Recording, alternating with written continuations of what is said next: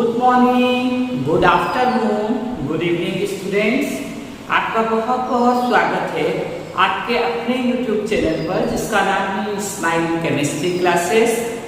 आज हम इस वीडियो में डिस्कस करेंगे method of expressing concentration of a solution, जो एक क्लास 11 और क्लास 12 दोनों का कंबाइंड टॉपिक है।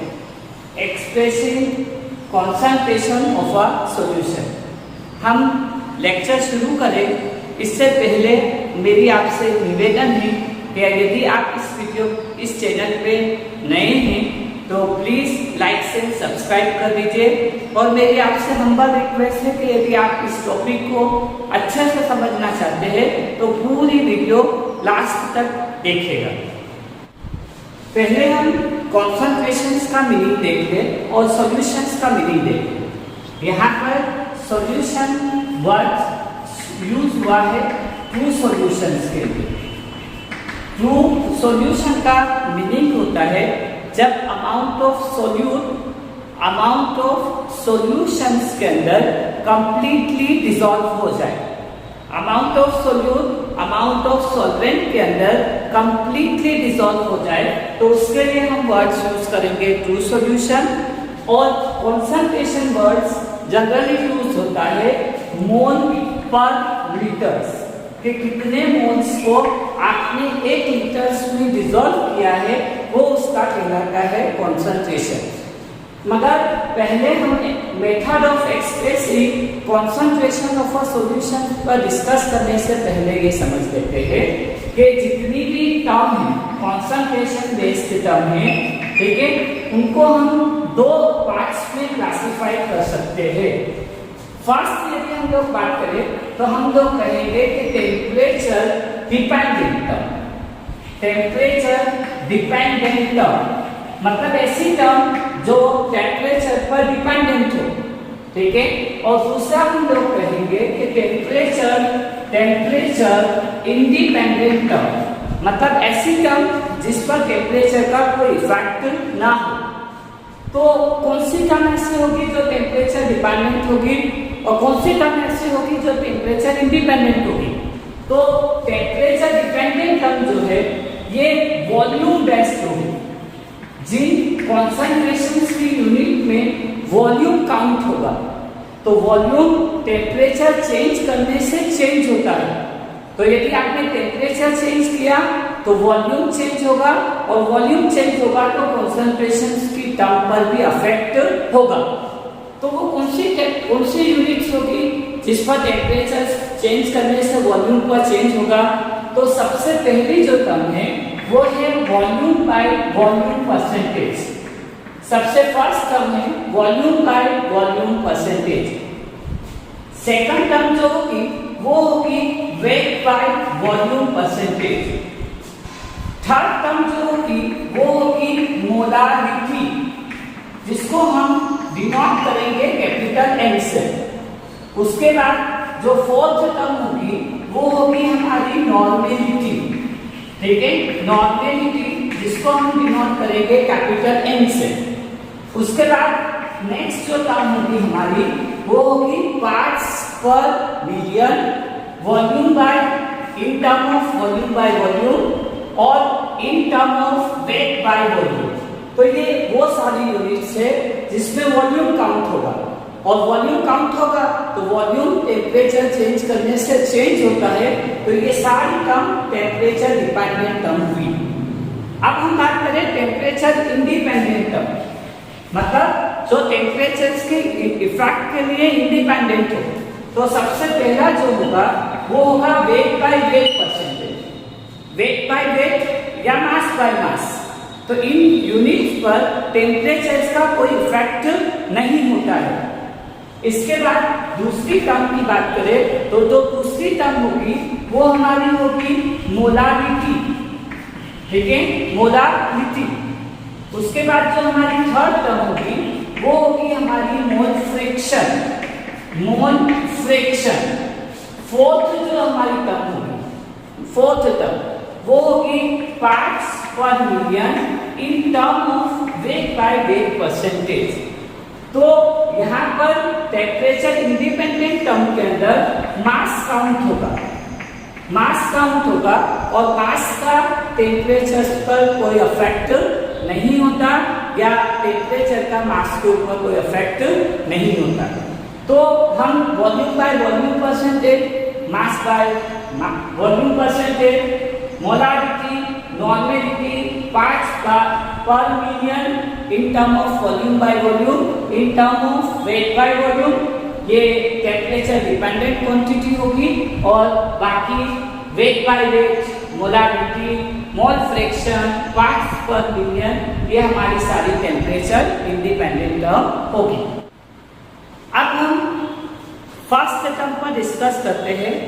फर्स्ट टर्म है परसेंटेज, फर्स्ट टर्म है परसेंटेज। इसमें भी हमारे पास 3 परसेंटेज होंगे, एक तो volume by volume percentage, volume by volume percentage, दूसरा जो होगा वो हमारा होगा वेट बाय वॉल्यूम परसेंटेज और थर्ड जो होगा वो हमारा होगा वेट बाय वेट परसेंटेज।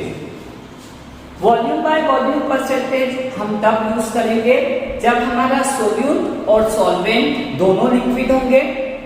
जब हमारा सोल्यूट सॉलिड होगा तो और सॉल्वेंट या सॉल्यूशन लिक्विड होगा तो हम वहां पर यूज करेंगे वेट बाय वॉल्यूम परसेंटेज। और यहाँ पर वेट बाय वेट परसेंटेज जब हमारा सोल्यूट और सॉल्वेंट और सॉल्यूशन दोनों सॉलिड स्टेट पर हो। तो सबसे पहले हम डिस्कस करते हैं वॉल्यूम बाय वॉल्यूम परसेंटेज। तो सबसे पहले हम इसकी डेफिनेशन करते हैं। तो volume of solute, volume of solute in ml, volume of solute in ml पर 100 ml of solution, per 100 ml of solution, पर 100 ml solution में जितने ml सोल्यूट को डिसॉल्व किया जाए तो वो उसका कहलाएगा वॉल्यूम बाय वॉल्यूम परसेंटेज। अब यदि हम वॉल्यूम बाय वॉल्यूम परसेंटेज का फॉर्मूला लिखें तो वॉल्यूम बाय वॉल्यूम परसेंटेज का फॉर्मूला हो जाएगा volume of solute, volume of solute upon volume of solution, volume of solution and percentage में कन्वर्ट करने के लिए जस्ट वी आर मल्टीप्लाइंग 100। तो हमारा फॉर्मूला हो जाएगा volume by volume percentage is equals to volume of solute upon volume of solution multiply by 100। अब हम एक न्यूमेरिकल पर डिस्कस करते हैं। क्वेश्चन हमको गिवन है कि 30 ml ethyl alcohol is dissolved in 270 ml of water. कि 30 ml इथाइल अल्कोहल को 270 ml वाटर में डिसॉल्व किया गया है। तो यहाँ पर एक क्वांटिटी में कम है और एक क्वांटिटी में ज्यादा है। तो जो क्वांटिटी में कम है वो हमारा सोल्यूट होगा और जो क्वांटिटी में ज्यादा है वो हमारा सॉल्वेंट होगा। Calculate the percentage of ethyl alcohol in the solution. तो सॉल्यूशंस में इथाइल अल्कोहल का परसेंटेज काउंट करना है। मगर हमको ये समझना पड़ेगा कि हमारा जो वॉल्यूम बाय वॉल्यूम परसेंटेज का फॉर्मूला है वो है volume of solute, volume of solute upon volume of solution, volume of solution into 100। तो यहाँ पर सोल्यूट का वॉल्यूम काउंट होता है और सॉल्यूशन का वॉल्यूम काउंट होता है। मतलब हमको जो क्वेश्चंस में गिवन है वो क्या दे रखा है, एक तो वॉल्यूम ऑफ सोल्यूट दे रखा है, कितना ml दे रखा है 30 ml। ठीक है, सोल्यूट कौन बनेगा हमारा इथाइल अल्कोहल क्योंकि वो कम क्वांटिटी में है। क्लियर। और वॉल्यूम ऑफ सॉल्वेंट गिवन है हमको, वॉल्यूम ऑफ सॉल्वेंट, जो सॉल्वेंट कौन बनेगा हमारा वाटर। ठीक है, ये कितना ml गिवन है 270।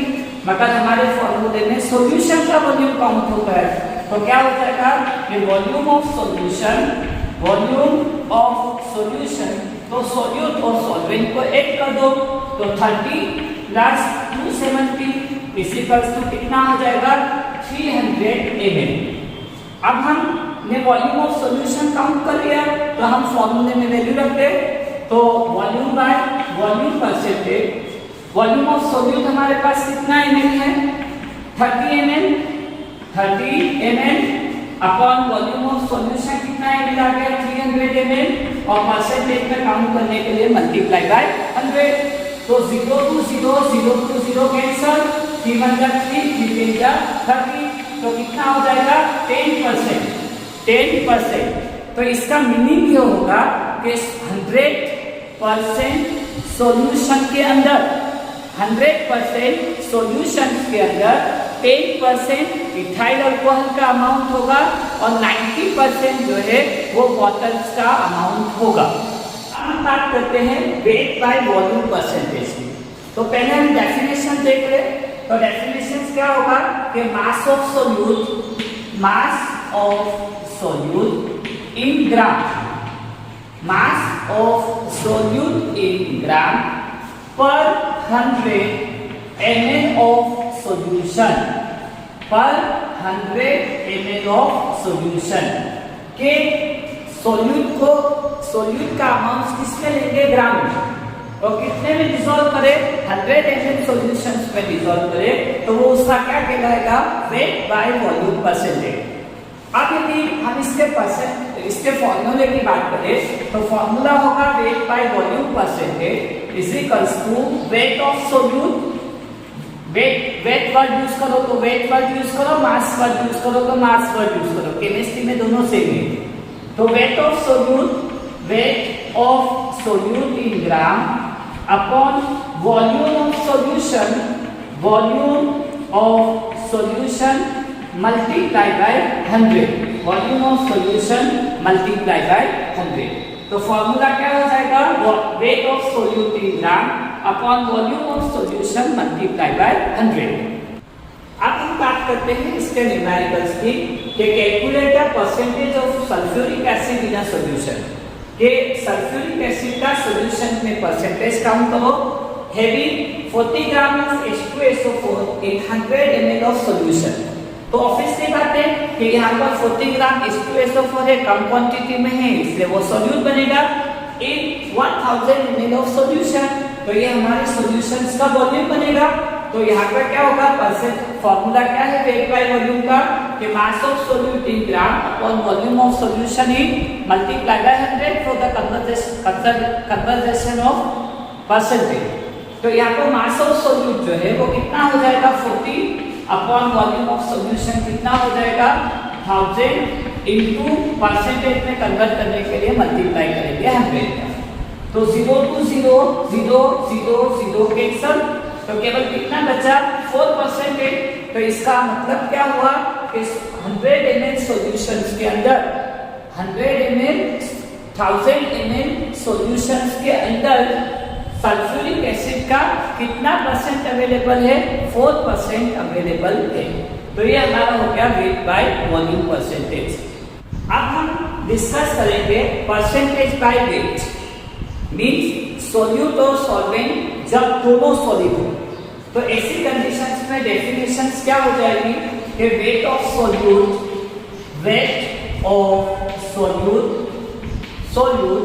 इन gram per 100 gram of solution, per 100 gram of solution. ठीक है, कि 100 ग्राम सॉल्यूशंस के अंदर जितना ग्राम सोल्यूट का डिसॉल्व किया जाए वो उसका क्या कहलाएगा, वेट बाय वेट परसेंटेज। तो वेट बाय वेट परसेंटेज का जो फॉर्मूला होगा वो होगा हमारा मास of solute in gram upon mass of solution multiply by 100। Clear है? तो यहाँ पर सोल्यूट और सॉल्यूशन दोनों का क्या काउंट होगा, मास। ठीक है, इसलिए हमने इसको कहा वेट बाय वेट परसेंटेज। अब एक न्यूमेरिकल का डिस्कस करते हैं, calculate the amount of NaOH in 200 gram, 10% of NaOH solution. NaOH solution का हमको 10% गिवन है, मतलब हमको यहाँ पर परसेंटेज गिवन है और हमको यहाँ पर वेट ऑफ सॉल्यूशन गिवन है। तो हमको सोल्यूट यानी NaOH का वेट काउंट करना है। तो यहाँ वेट की जगह परसेंटेज की जगह कितना आ जाएगा 100 वेट ऑफ सोल्यूट, मतलब wait of NaOH, wait of NaOH हमको काउंट करना है। वेट ऑफ सॉल्यूशन 200 हो जाएगा और परसेंटेज में काउंट करने के लिए मल्टीप्लाई बाय 100। तो 0 से 0, 0 से 0 कैंसल, ये डिवाइड में इधर शिफ्ट होगा तो मल्टीप्लाई में, तो 10 multiply by 2 is equals to weight of NaOH।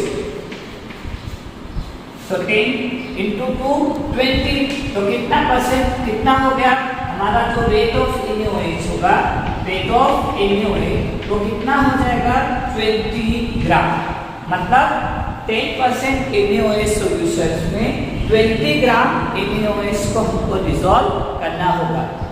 एक चीज हम यहाँ पर ये देखिए कि वेट एंड मास, देखिए केमिस्ट्री में weight and mass both are same, but in physics weight and mass are different.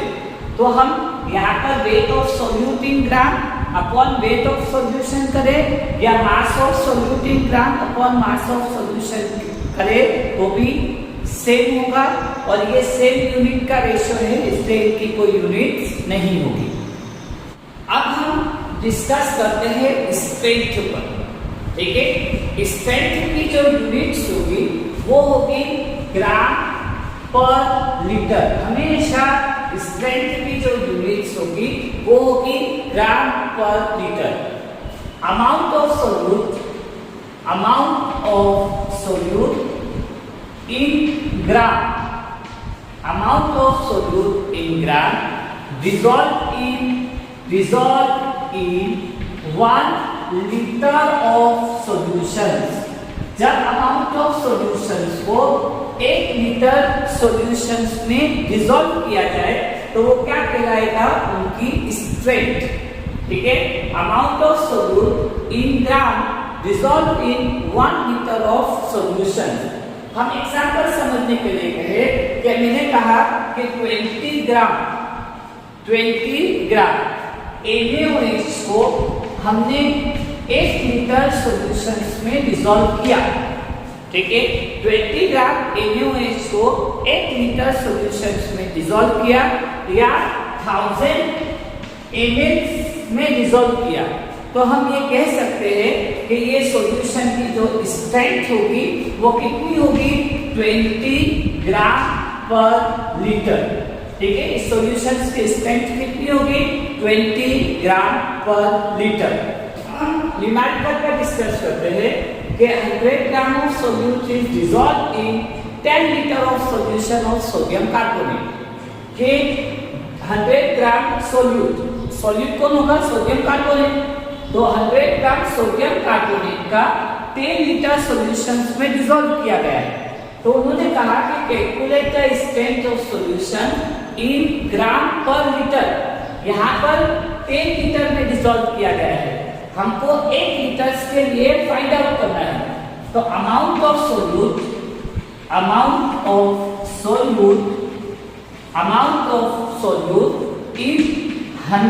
In 10 litre solution, amount of solute in 10 litre solution. तो 10 लीटर सॉल्यूशन में कितना अमाउंट है, तो हमने कहा 100 ग्राम। तो amount of solute in 1 litre solution, 1 litre solution तो कितना हो जाएगा 100 अपॉन 10। तो यहाँ पर 0 से 0 कैंसल, तो कितना हो जाएगा 10।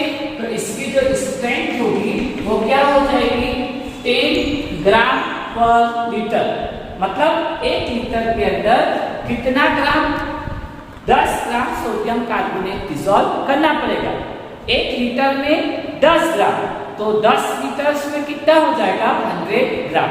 तो इस तरीके से हम स्ट्रेंथ डिटरमाइन कर सकते हैं।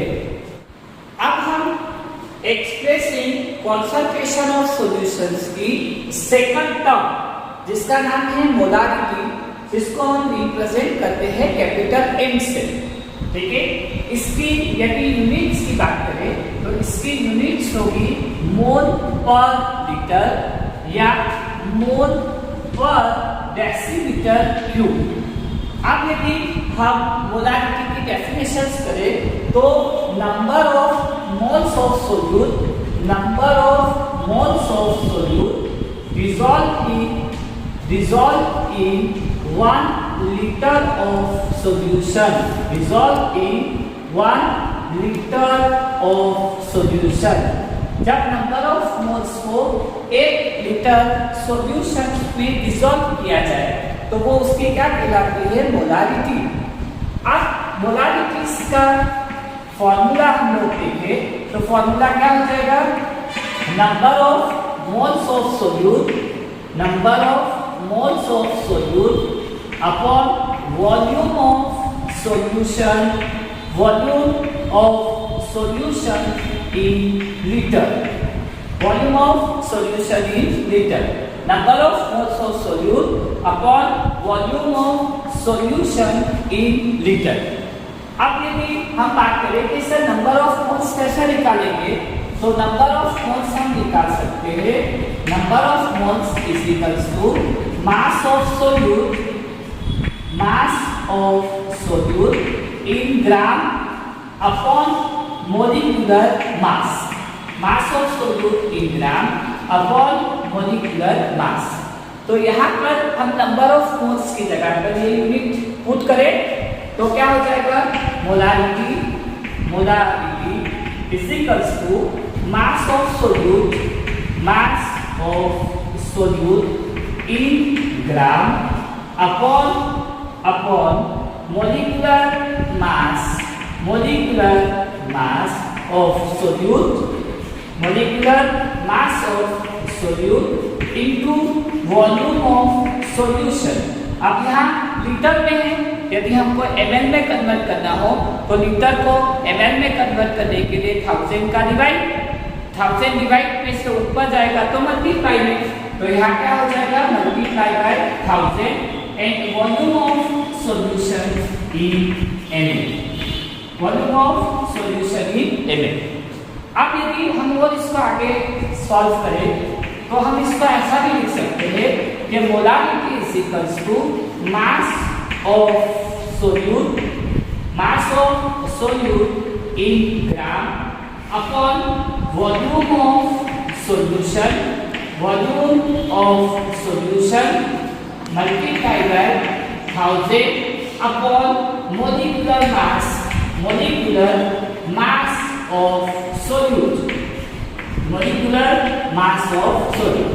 तो हम स्ट्रेंथ के टॉपिक में पढ़ चुके हैं कि mass of solute in gram upon volume of solution in litre is equals to strength. तो हम यहाँ लिख सकते हैं कि molarity is equals to strength. अब यहाँ पर स्ट्रेंथ में तो हमेशा लीटर में होगा तो 1000 नहीं आएगा वहाँ पे, इंटू 1 अपॉन क्या हो जाएगा, मोलिकुलर मास। ये मोलिकुलर मास डिवाइड नहीं इधर शिफ्ट होगा तो मल्टीप्लाई में, तो क्या हो जाएगा, molarity multiply by molecular mass is equals to strength. तो ये हमारा मोलारिटी और स्ट्रेंथ के बीच का रिलेशनशिप भी हो गया।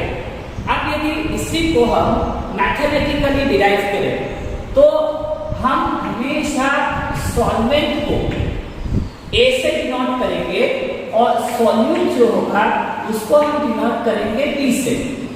यदि हम सॉल्यूट के मास की बात करें तो सॉल्यूट का जो मास होगा वो WB होगा और सॉल्वेंट का जो मास होगा वो हमेशा क्या होगा, WA। सॉल्यूट का जो मोलिकुलर मास होगा वो Mp होगा और सॉल्वेंट का जो मोलिकुलर मास होगा वो Na होगा। तो यदि हम इस फॉर्मूले में वैल्यू पुट करें तो मास ऑफ सोल्यूट इन ग्राम, तो सोल्यूट का जो मास होगा वो कितना हो जाएगा WB। तो हम यहाँ पे आगे सॉल्व करें कि molarity is equals to mass of solute in gram. इसका हो जाएगा WB into 1000 upon molecular mass of solute. Solute का मोलिकुलर मास कितना हो जाएगा इनटू वॉल्यूम ऑफ सॉल्यूशन। तो ये हमारा मोलारिटी का मैथमेटिकल फॉर्म हो जाएगा। अब मोलारिटी के अंदर वॉल्यूम काउंट है, मोलारिटी में वॉल्यूम काउंट है और वॉल्यूम टेम्परेचर से अफेक्टेड होता है। तो यदि आप टेम्परेचर चेंज करोगे तो वॉल्यूम चेंज होगा, वॉल्यूम चेंज होगा तो मोलारिटी चेंज होगी। अब यहाँ पर मोलारिटी और वॉल्यूम एक दूसरे के इनवर्सली प्रोपोर्शनल है। वॉल्यूम ज्यादा होगा तो मोलारिटी कम होगी, वॉल्यूम कम होगा तो मोलारिटी ज्यादा होगी, वॉल्यूम ज्यादा होगा तो मोलारिटी कम होगी। अब हम एक न्यूमेरिकल पर डिस्कस करते हैं। 1 litre NaOH solution, NaOH solutions के 1 लीटर में 40 ग्राम NaOH प्रेजेंट है। तो calculate the molarity of the solution. तो ये 40 ग्राम जो है वो हमारा सोल्यूट होगा और 1 लीटर NaOH का सॉल्यूशन ये हमारा सॉल्यूशन का वॉल्यूम होगा। तो हम यदि मोलारिटी की डेफिनेशंस करें तो मोलारिटी इज इक्वल्स टू क्या है कि mass of solute in gram multiply by 1000 upon molecular mass of solute into volume of solution in ml। ठीक है, volume of solution in ml। तो यहाँ पर हमारे पास क्वेश्चंस में 1 लीटर है, फॉर्मूले में ml है। तो यदि हमको 1 लीटर में डिसॉल्व करना है तो यह 1000 का फिर मल्टीप्लाई करने की हमको जरूरत नहीं होगी। तो ऐसी कंडीशंस में यहाँ पर वॉल्यूम ऑफ सॉल्यूशन इन क्या हो जाएगा लीटर। अब मास ऑफ सोल्यूट इन ग्राम कितना दे रखा है 40 ग्राम। यदि NaOH के मोलिकुलर मास की बात करें तो सोडियम का 23, ऑक्सीजन का 16 और हाइड्रोजन का 1। तो ऐसी कंडीशन में इसका मोलिकुलर मास कितना हो जाएगा 40 एंड वॉल्यूम ऑफ सॉल्यूशन कितना लीटर है 1 लीटर। ठीक है, तो आंसर हमारे पास जो होगा वो कितना होगा 1 m। In the sense 1 mole NaOH को हमको क्या करना होगा 1 लीटर सॉल्यूशन में डिसॉल्व करना होगा। हम डिस्कस करते हैं molarity. Molarity is represented by small m। Molarity की जो यूनिट्स होगी वो होगी मोल पर kg। मोलारिटी की जो यूनिट्स होगी वो होगी मोल पर kg। अब यदि हम डेफिनेशंस करें तो डेफिनेशंस होगा कि number of moles of solute dissolve in 1 kg of solvent. ठीक है, molarity is show the relation between the solute and solvent. यदि हम मोलारिटीज के फॉर्मूले का डिस्कस करें तो जो मोलारिटीज का फॉर्मूला होगा वो होगा number of moles of solute upon mass of solvent in kg। Mass of solvent in kg। अब हम नंबर ऑफ मोल्स कैसे निकालेंगे? तो नंबर ऑफ मोल्स पहले भी बता चुके आपको कि number of moles is equals to mass of solute in gram upon molecular mass. ये वैल्यू यहाँ पुट करें तो मोलारिटी इज इक्वल्स टू क्या हो जाएगा मास of solute in gram upon molecular mass of solute into mass of solvent in kg, mass of solvent in kg. Clear है? mass of solute in gram upon molecular mass of solute into mass of solvent in kg. अब यदि हम इसका numerical form लिखें तो solvent को हम हमेशा रिप्रेजेंट करेंगे A से और सोल्यूट जो होगा उसको हम रिप्रेजेंट करेंगे B से। सोल्यूट का मास या वेट हमने कंसीडर कर लिया Wb और सॉल्वेंट का जो मास और वेट है वो कंसीडर कर लिया Wa। इसका जो मोलिकुलर मास है वो Mb और इसका जो मोलिकुलर मास है वो हमारा क्या हो जाएगा Ma। तो यदि फॉर्मूले में बात करें तो molarity it is denoted by small n, mass of solute in gram, mass of solute in gram. तो सोल्यूट का मास हमारे पास कितना हो जाएगा Wb upon molecular mass of solute in the sense Mb and mass of solvent in kg। तो यहाँ क्या हो जाएगा Wa, मगर ये kg में है, यदि हम इसको ग्राम में कन्वर्ट करें तो 1/1000 का डिवाइड होगा, डिवाइड से 1000 ऊपर मल्टीप्लाई में हो जाएगा तो यह हो जाएगा 1000। तो molarity is equals to Wb into 1000 upon Mb into Wa, जहां पर Wb हमारा वेट ऑफ सोल्यूट है into 1000 upon molecular mass of solute into weight of solvent। Molarity के न्यूमेरिकल्स पर डिस्कस करते हैं। 2.82 gram glucose is dissolved in 30 gram of water, 30 gram of water. यहाँ पर ये लेस क्वांटिटी में है इसलिए हमारा सोल्यूट बनेगा, ये मोर क्वांटिटी में है ये इसलिए हमारा सॉल्वेंट बनेगा।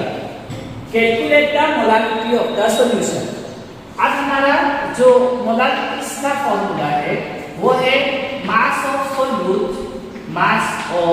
Solute in gram, mass of solute in gram multiply by 1000 upon molecular mass of solute into mass of solvent, mass of solvent in gram, mass of solvent in gram।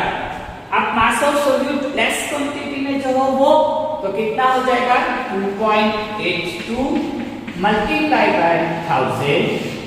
Question में ही आपको solute का molecular mass given है तो 180 into mass of solvent in gram कितना दे रखा है 30, यहाँ डेसिमल 2 करें तो यहाँ हो जाएगा 100, 0 0 0 0 0 कैंसल।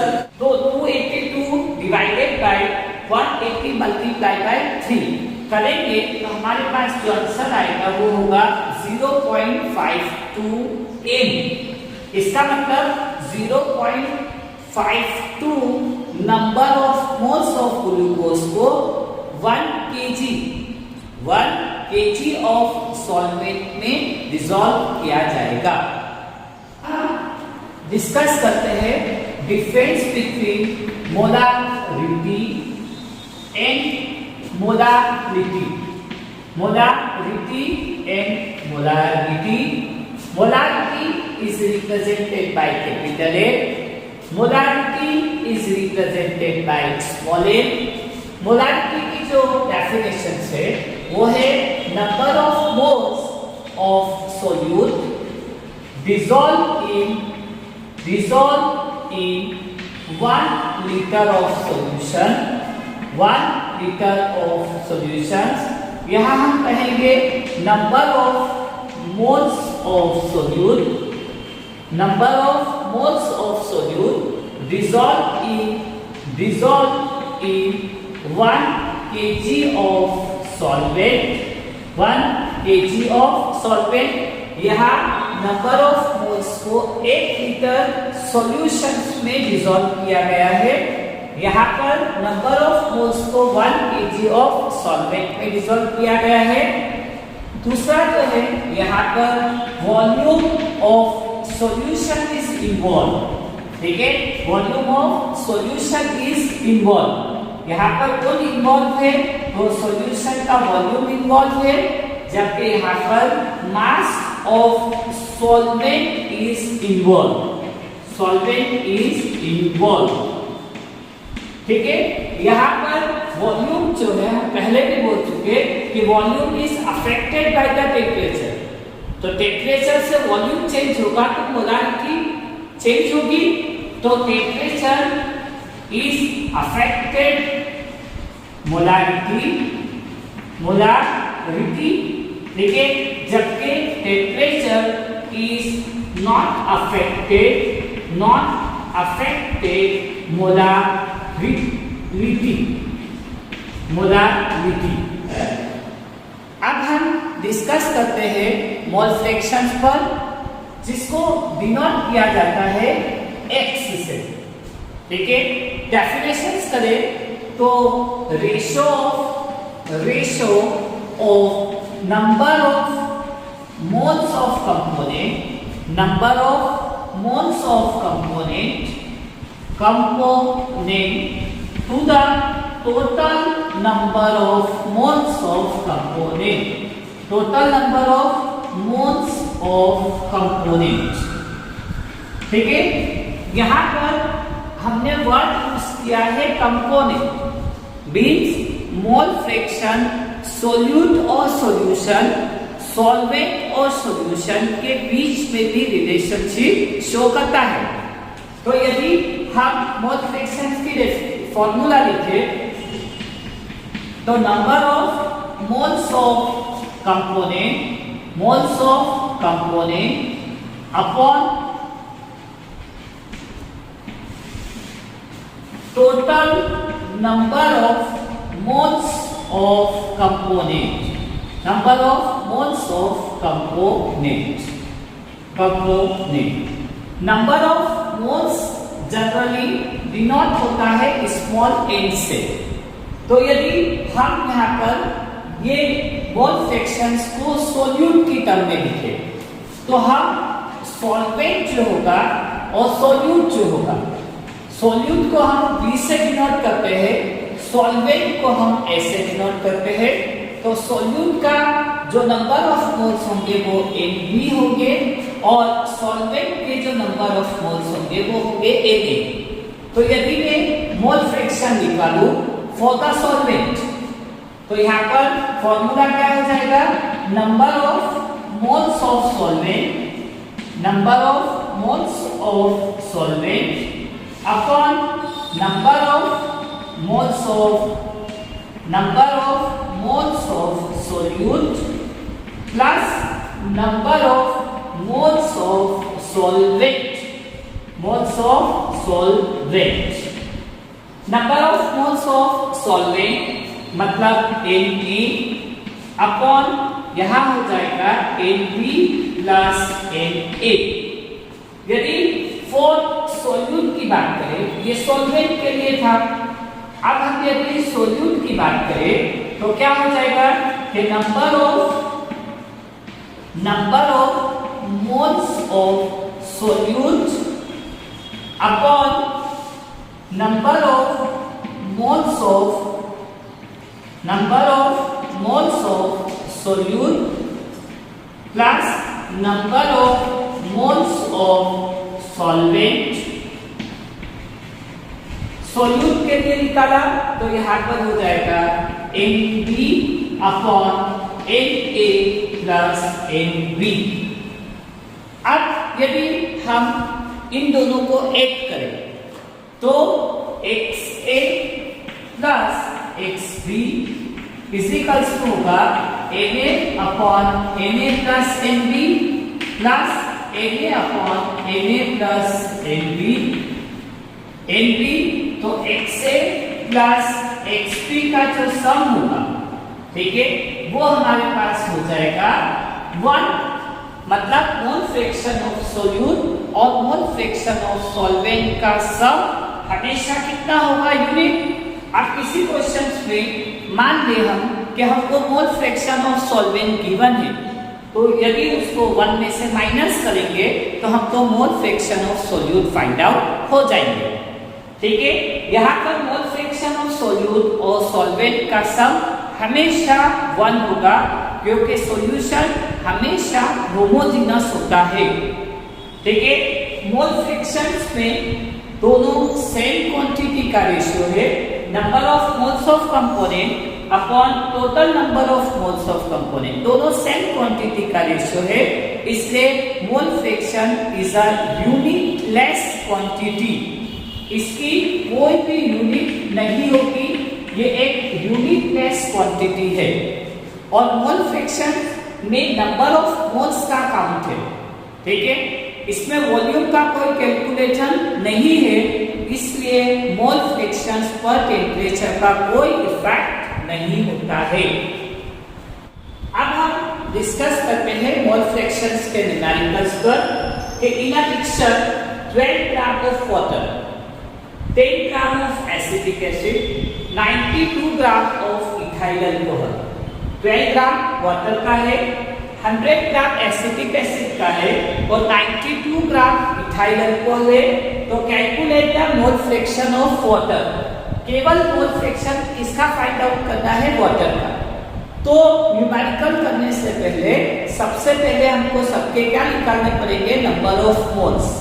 और नंबर ऑफ मोल्स कैसे निकालते हैं पहले भी बता चुका कि number of moles is equals to mass in gram, mass in gram upon molecular mass, mass in gram upon molecular मास।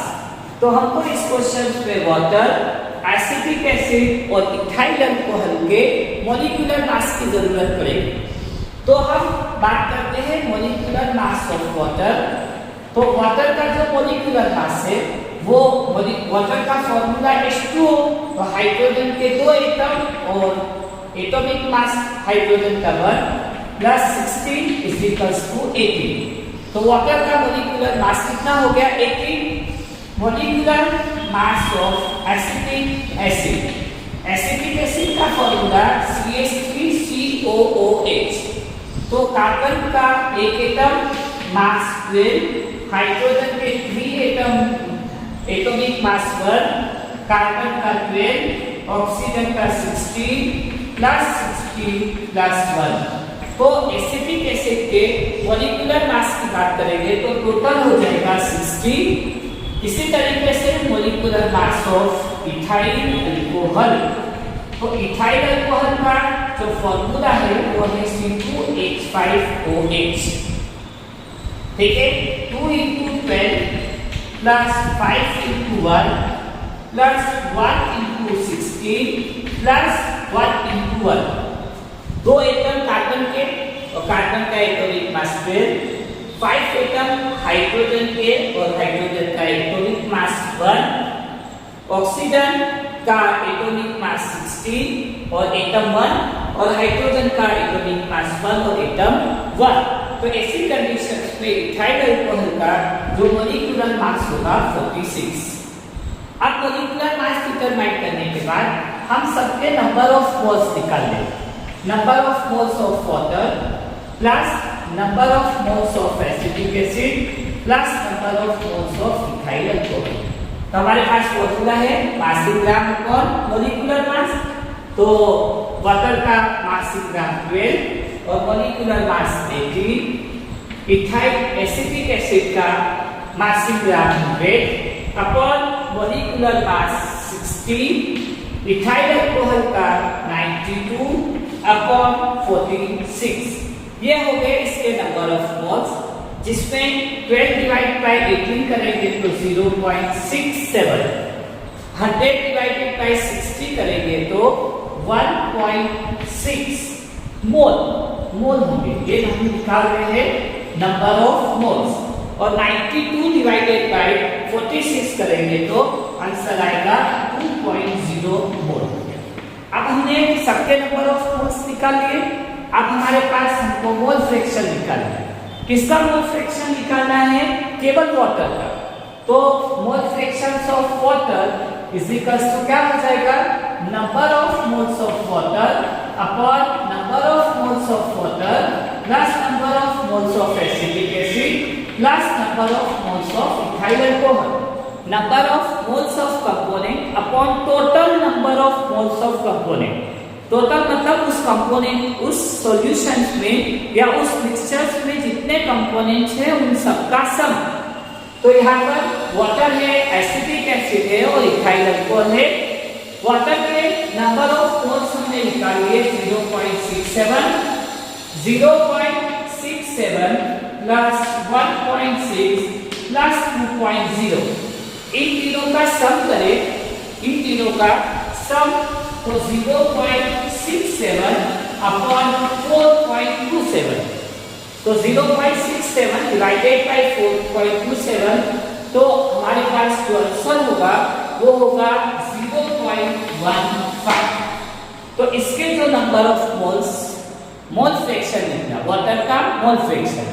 यदि हमको एसिटिक एसिड का दे तो यहाँ पर एसिटिक एसिड आ जाएगा, और यदि इथाइल अल्कोहल दे तो इथाइल अल्कोहल का, और यदि हर कंपोनेंट का दे तो हम हर कंपोनेंट का भी क्या कर सकते हैं, मोल फ्रैक्शन डिटरमाइन कर सकते हैं। अब हम डिस्कस करते हैं नॉर्मेलिटी।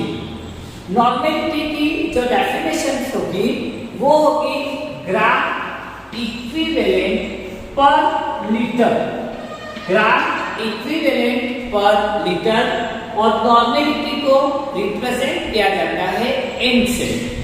यदि हम इसकी डेफिनेशंस करें तो number of gram equivalent of solute, number of gram equivalent of solute dissolved in 1 liter of solution, 1 liter of solution। ठीक है, 1 लीटर सॉल्यूशन के अंदर जितने number of gram equivalent of solute को डिसॉल्व किया जाए वो उसकी क्या कहलाती है, नॉर्मेलिटी। अब यदि हम इसकी फॉर्मूले की बात करें तो normality is equals to number of gram equivalent of solute upon volume of solution, volume of solution in liter, volume of solution in liter। अब नंबर ऑफ ग्राम इक्विवेलेंट कैसे निकालते हैं, तो हमने पहले नंबर ऑफ मोल्स की बात कर ली। तो नंबर ऑफ मोल्स कैसे निकालते हैं, mass of solute in gram upon molecular mass, molecular mass। तो यहाँ पर नंबर ऑफ ग्राम इक्विवेलेंट में मोलिकुलर मास की जगह पर 1 यूज हो जाएगा इक्विवेलेंट मास। तो यदि मुझे नंबर ऑफ ग्राम इक्विवेलेंट निकालना हो तो क्या फॉर्मूला बन जाएगा कि mass of solute in gram upon equivalent mass, equivalent mass। अब तो यहाँ पर प्रूव करें तो क्या हो जाएगा कि mass of solute, mass of solute in gram upon equivalent mass, equivalent mass of solute into volume of solution in liter, litre. यदि इस लीटर्स को हमको ml में कन्वर्ट करना होगा तो 1000 से डिवाइड, तो क्या हो जाएगा कि mass of solute, mass of solute in gram multiply by 1000 upon equivalent mass of solute into volume of solution, volume of solution in ml। अब यदि हम यहाँ पर इक्विवेलेंट मास की बात करें तो इक्विवेलेंट मास कैसे निकलता है, तो इक्विवेलेंट मास जनरली निकलता है molecular mass upon valency, molecular mass upon valency. Normality हम यदि इसको और आगे सॉल्व करें तो मास of solute in gram upon volume of solution in litre, इसको हम स्ट्रेंथ भी बोलते हैं। इसको हम क्या कहते हैं? स्ट्रेंथ भी कहते हैं। तो एक फॉर्मूला ये हो सकता है कि normality mass of solute in gram upon volume of solution in litre is equals to strength upon 1 upon equivalent mass of solute. ये डिवाइड नहीं, इधर शिफ्ट होगा तो मल्टीप्लाई में, तो normality into equivalent mass is equals to strength. ये हमारा normality और स्ट्रेंथ का रिलेशनशिप भी हो गया। हम उसके लिए इक्विवेलेंट मास की कैलकुलेट, तो इक्विवेलेंट मास जो होगा वो कैसे निकलेगा? तो इक्विवेलेंट मास निकलेगा molecular mass upon basicity.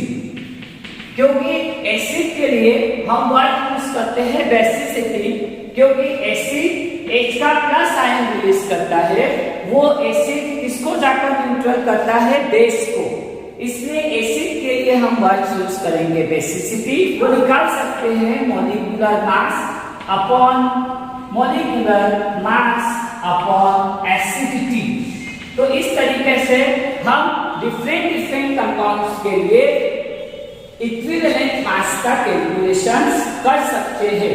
Mass of an ion, equivalent mass of an ion is equals to हो जाएगा मॉलिक्यूलर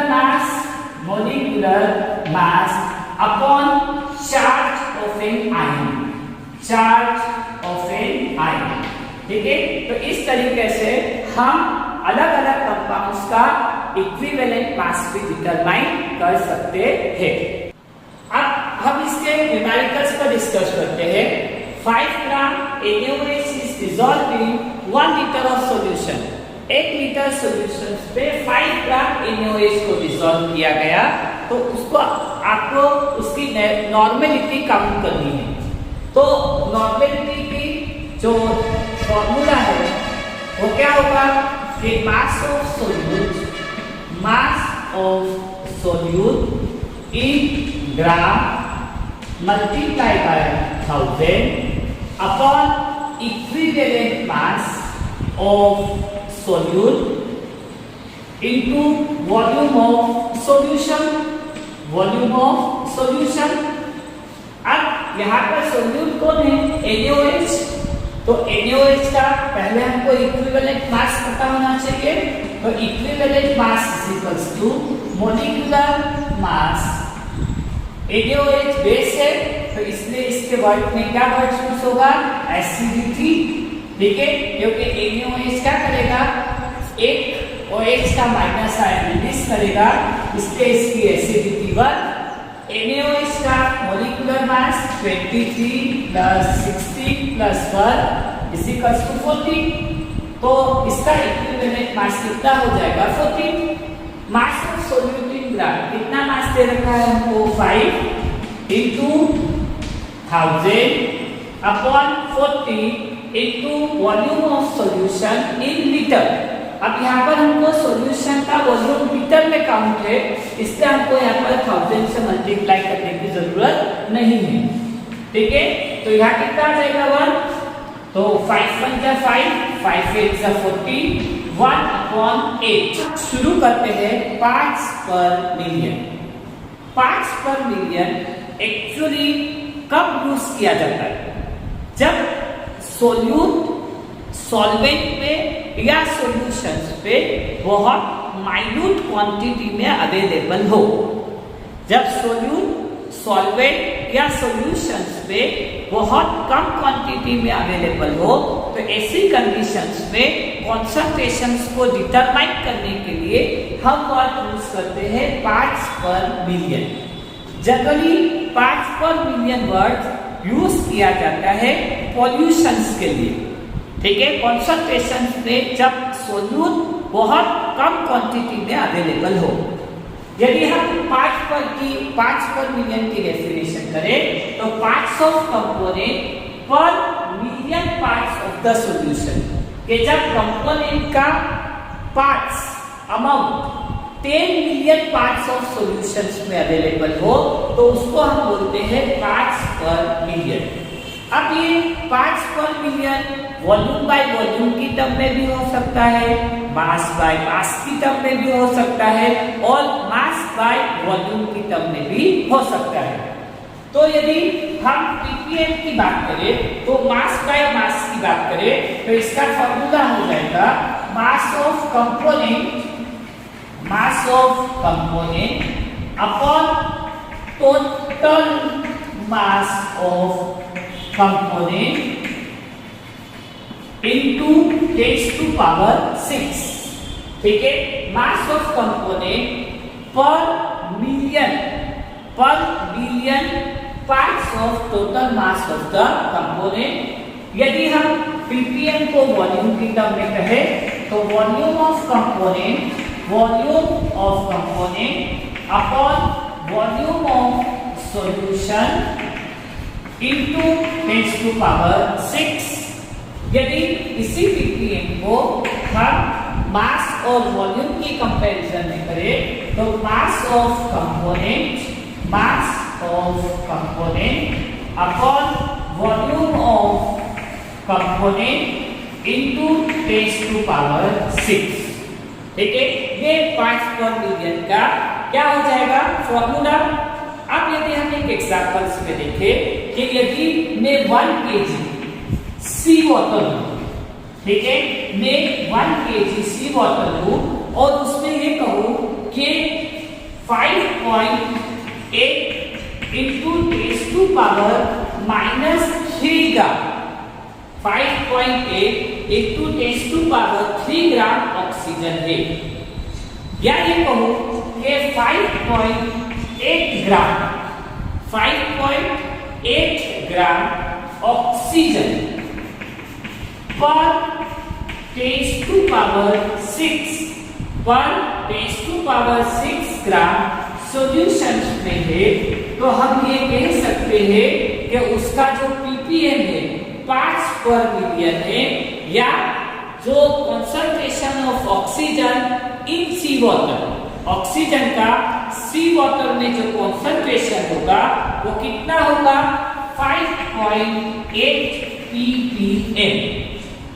दूसरा एग्जांपल है कि यदि एयर पॉल्यूशन पे पॉइजनस गैस का कंसंट्रेशन हमको शो करना हो, ठीक है, एयर पॉल्यूशन में पॉइजनस गैस का कंसंट्रेशन एक्सप्रेस करना हो कि ऐसी प्लेस जो इंडस्ट्रियल रीजन्स के पास में रहती हो, तो वहां पर पॉइजनस गैस का कंसंट्रेशन डिटरमाइन करने के लिए भी हम क्या वर्ड यूज कर सकते हैं पार्ट्स पर मिलियन। जैसे मान लो कि हमने कहा कि किसी इंडस्ट्रियल रीजन पे जो सल्फर डाइऑक्साइड गैस है, एक इंडस्ट्रियल रीजन में जो सल्फर डाइऑक्साइड गैस है वो 10 ppm है, तो हम ये कहेंगे कि 10 cm³ of carbon dioxide gas present है 10⁶ cm³ ऑफ एयर के अंदर। ठीक है, तो हम पार्ट्स पर मिलियन जनरली कब यूज करते हैं जब हमारा सॉल्यूशन में बहुत माइन्यूट क्वांटिटी में अवेलेबल हो। अब हम न्यूमेरिकल्स की बात करते हैं पार्ट्स पर मिलियन के, कि 100 ग्राम calcium carbonate is dissolved in 1000 gram of solution, कि 100 ग्राम कैल्शियम कार्बोनेट को 1000 ग्राम सॉल्यूशंस पे डिसॉल्व किया गया, तो concentration of a solution in ppm, के सॉल्यूशन का जो कंसंट्रेशन है उसका आपको क्या करना है ppm में फाइंड करना है। तो हमारा पार्ट्स पर मिलियन का फॉर्मूला क्या होगा कि mass of solute in gram upon mass of solution in gram into 10⁶। अब ये सोल्यूट कौन बनेगा कैल्शियम कार्बोनेट, तो मास ऑफ सोल्यूट कितना दे रखा है 100 ग्राम, mass of solution in gram कितना दे रखा है 1000 ग्राम, ठीक। तो अब जब हम इसको रिजॉल्व करेंगे, सॉल्व करेंगे, तो हमारे पास कितना आंसर आ जाएगा 100। एक्चुअली फॉर्मेलिटी वर्ड्स जो है वो यूज होता है in place of molarity. In place of molarity, molarity में हम वर्ड यूज करते हैं मोल्स। मोल वर्ड यूज होता है मॉलिक्यूल्स के लिए, मॉलिक्यूल्स के लिए। मगर जितने भी आयोनिक कंपाउंड्स होते हैं, आयोनिक कंपाउंड्स, उस आयोनिक कंपाउंड में जैसे कि HCl हुआ, KNO3 हुआ, इनमें do not contain discrete molecules। इसके अंदर डिस्क्रेट मॉलिक्यूल्स नहीं होते हैं। डिस्क्रेट मॉलिक्यूल्स का मतलब ये होता है कि एक मॉलिक्यूल्स के अंदर जितने भी नंबर ऑफ एटम्स है वो एक दूसरे से कोवेलेंट बॉन्ड के थ्रू अटैच हो। मगर आयोनिक कंपाउंड्स के अंदर मॉलिक्यूल्स एक दूसरे से कोवेलेंट बॉन्ड के थ्रू अटैच ना होके स्ट्रॉन्ग इलेक्ट्रोस्टैटिक फोर्स से अटैच होते हैं।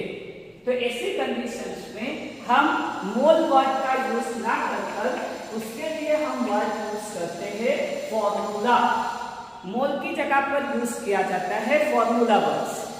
एक आयोनिक कंपाउंड्स के अंदर जितने भी एटम्स है या जितने भी आयन्स है उनके एटॉमिक मास का सम जो होता है वो कहलाता है ग्राम फॉर्मूला मास।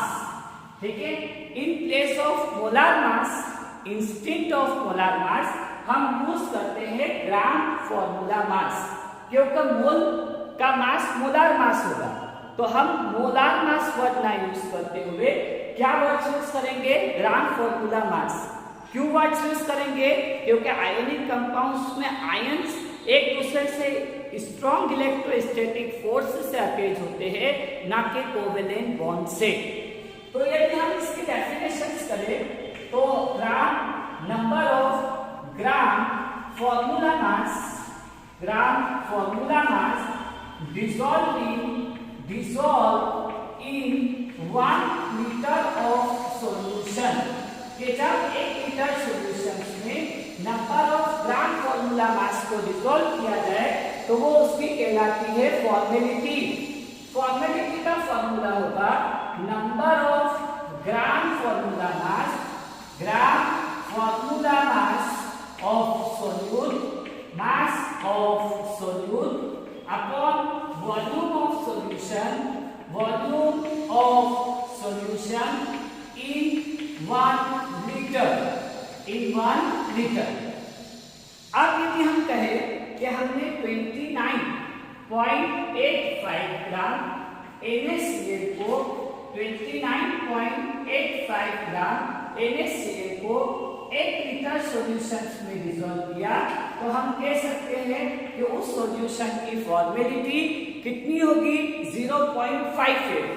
क्योंकि यहाँ पर NaCl का जो मोलार मास होगा, मॉलिक्यूलर मास जो होगा या फॉर्मूला मास होगा, वो होगा 23.35 प्लस इक्वल्स टू 58.5। ठीक है। फॉर्मूला मास कितना हुआ? 58.5। इसलिए हम कह सकते हैं कि इस सॉल्यूशन की फॉर्मेलिटी कितनी होगी? 0.5। 1 ग्राम फॉर्मूला मास को 1 लीटर में जब डिसॉल्व किया जाए, 1 ग्राम फॉर्मूला मास ऑफ सॉल्यूट को 1 लीटर में जब डिसॉल्व किया जाए तो वो उसका फॉर्मल सॉल्यूशन कहलाता है। आई होप आपको फॉर्मेलिटी का कॉन्सेप्ट बहुत अच्छे से समझ में आया होगा। Thank you for watching this video.